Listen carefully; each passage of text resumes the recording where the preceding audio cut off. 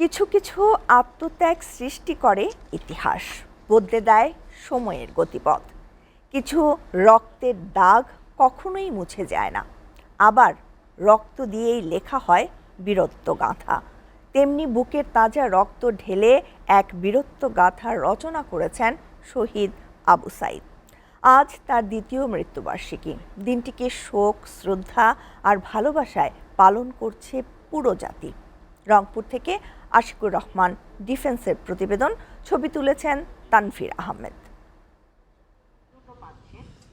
বেগম রোকেয়া বিশ্ববিদ্যালয়ের সামনে সেই পরিচিত সড়ক। আজ থেকে ২ বছর আগে যেখানে রচিত হয়েছিল বিরল এক বীরত্বগাথার গল্প।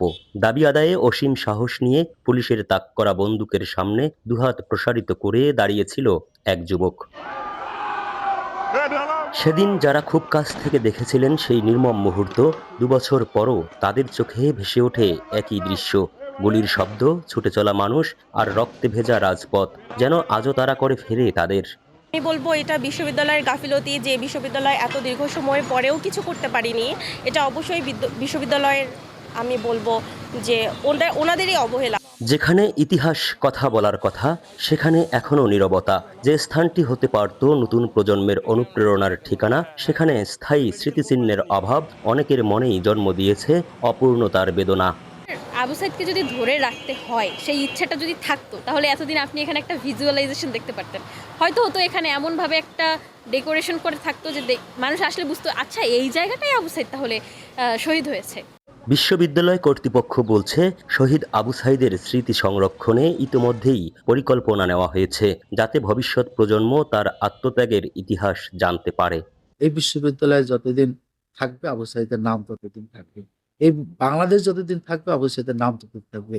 আবু সাঈদের নাম শুধু বাংলাদেশের মধ্যে সীমাবদ্ধ নয়।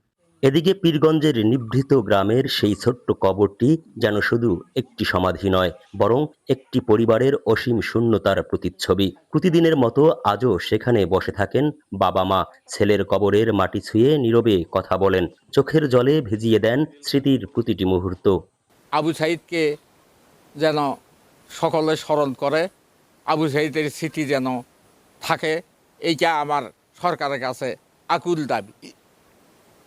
এইটা যেন যুগ যুগ ধরে যেন মানুষ জানতে পারে যে আবু সাঈদ এই কারণে জীবন দিছে দেশের জন্য। আবু সাঈদের মৃত্যু যেন একটি আন্দোলনকারী শিক্ষার্থীর মৃত্যু নয়, সেটি ছিল অন্যায়ের বিরুদ্ধে উচ্চারিত এক অবিনাশী উচ্চারণ, যে উচ্চারণ পরিণত হয়েছিল গণ অভ্যুত্থানের এক দুর্বার শক্তিতে।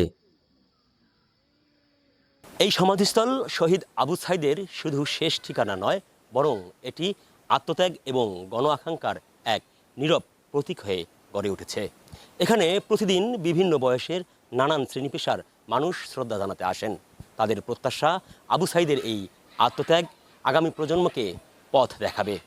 Ashikur Rahman defence, SA TV, Pirganj, Rangpur.